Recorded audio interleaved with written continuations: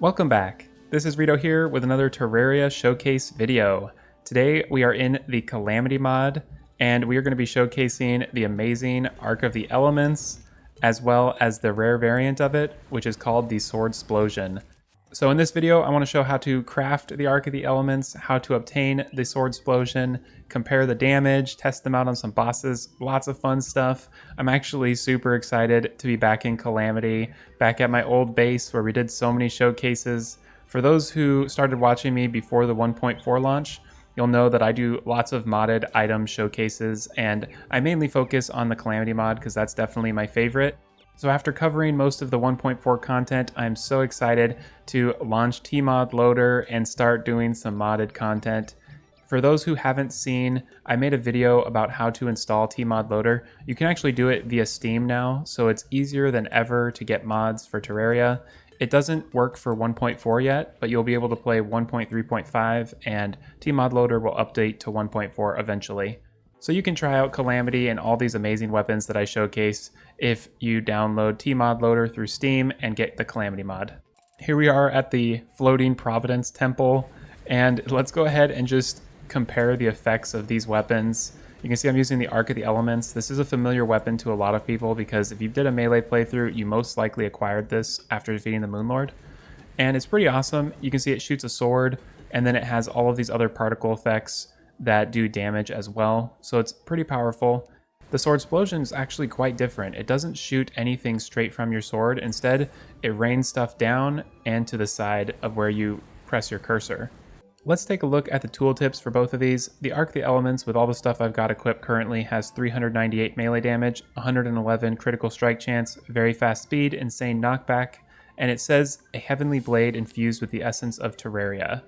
The Swordsplosion, you can see, actually has less melee damage. It only has 206, and it's got less critical strike chance. It's got 101, and it's got average speed, insane knockback, and it says Sword Swarm.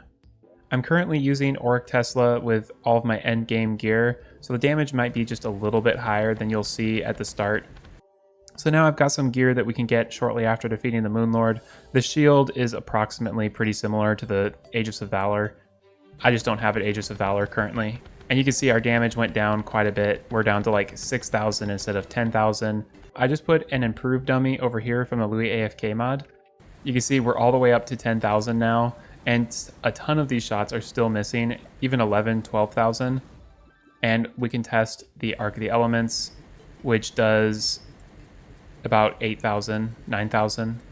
The Swordsplosion, as expected, will be a better weapon, especially on bosses like on Providence that's so big. It's going to do so much good damage. To get the Swordsplosion, you actually need to defeat the Dragonfolly, and it's only a 2.5% chance that you'll get it, so you'll need to farm the Dragonfolly quite a bit in order to obtain this awesome weapon. The Ark of the Elements is easily craftable, so we'll show that recipe a little bit later on, but first I want to test this out on some bosses. Let's try this on the Moonlord and see how the Ark of the Elements works. It's doing pretty well. I kind of think the Swordsplosion is going to be the better choice for this fight, so let's give that a try now. We're doing pretty good damage on the Moonlord here. And this is Revengeance mode, so the Moonlord's got quite a bit of health. Do a little discord through there. So with the Ark of the Elements on, you know, we can do about 2,500 damage pretty consistently if we're landing our shots. So with Swordsplosion right here, we're doing a little bit less damage. We're not being able to get the same 2,500. With this boss and the way it's just like such a small hitbox for the eyes, I would probably say the Ark of the Elements would be better. Both of these weapons are ones you can obtain right after defeating the Moonlord. So next, let's give this a try against the boss it is meant for, which is Providence. And I'm a little rusty, so hopefully I can actually defeat Providence here. We've got gear that is all obtainable, or almost all obtainable, before Providence. So this is going to be a pretty legit fight.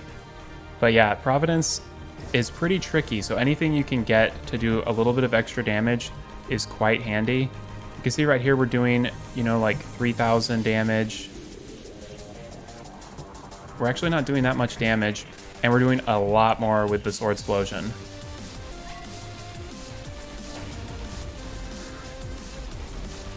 Right here with Adrenaline, we're getting like 30,000, but normally we're getting more around 10, 11,000. And it can land hits pretty easily. Although I don't want to get too far away from the boss. Gotta dodge all these little fireballs and everything.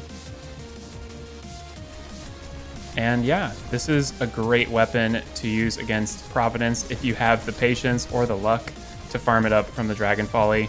The Dragonfolly is a pretty tricky boss now after it's been updated a while back, so if you're used to the Bumblebirb, you'll probably need to prepare yourself for a little bit of a harder fight now that the Dragonfolly's gotten its buffs.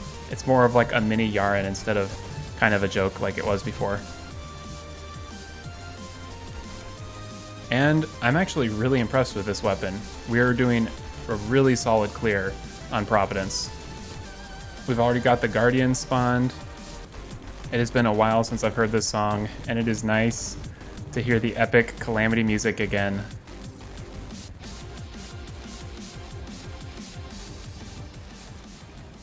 And I think it just turned to night because Providence despawned, because I think you can only fight her during the day.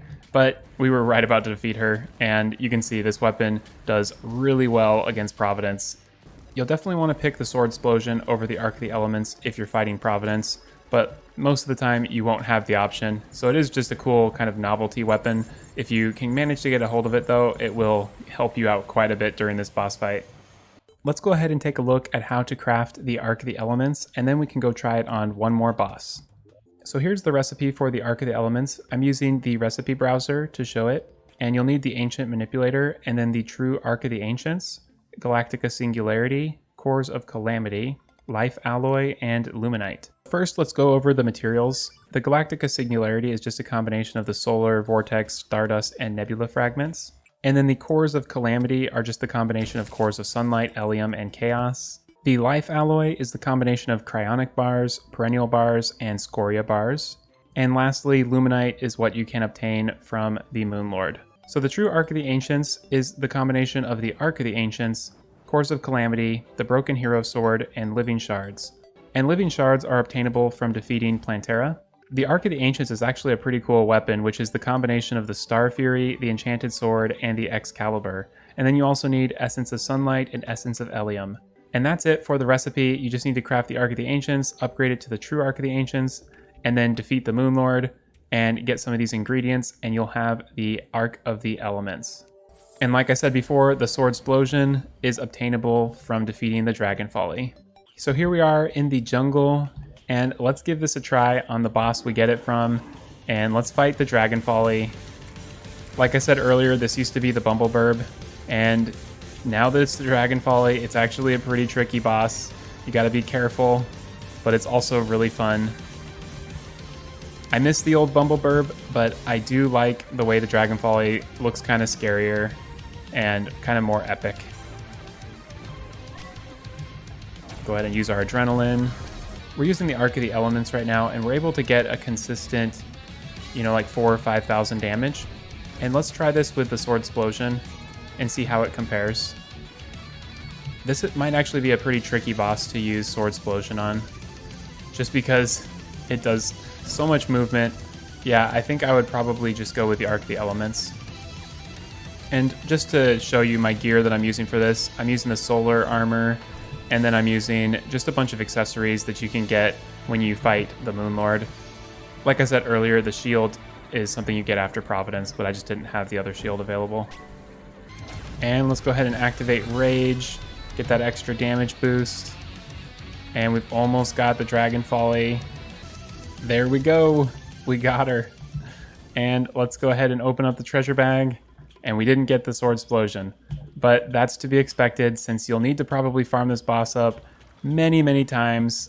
And that concludes our showcase of the amazing Ark of the Elements and the Swordsplosion, which is the rare variant. I love the sprite for this Swordsplosion and for the Ark of the Elements. Such cool sprites and really awesome effects. I wouldn't recommend that you spend the time to farm up the Swordsplosion unless you absolutely really want to, or you think it's necessary in order to defeat Providence. It's not one of those rare items that will give you a crazy good advantage, but it will be more powerful than the Ark of the Elements against Providence. I hope you found this video informative and enjoyable. If you did, be sure to like and subscribe.